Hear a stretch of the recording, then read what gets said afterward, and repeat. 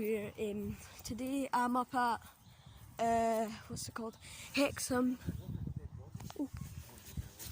So, you can see there's a Gents up there. A Gents 2 HP I think it is. But I just wanted to, I was up in England and I decided how would I see this wee Gents. So I'm actually here, there's a Whelen down there, I don't know if I'll be able to see that one. But can you see it? I don't know if it's active, but it's in that wee thing up there. It might be active, I'm not sure, but it looks a bit inactive to me, so I'll move over to the car park so see a better view of it. Oh, there's a good view. Right, it's in the light now, you might be able to see it.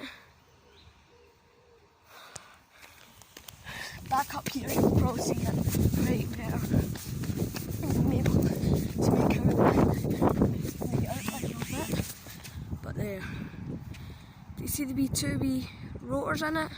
It's a Gents Siren. So there you go. Just wanted to, I've never seen a Gents before, but I've seen a Carter. Oh, film. Oh, you can't see it that well. Right now you can see the wee spaces in it.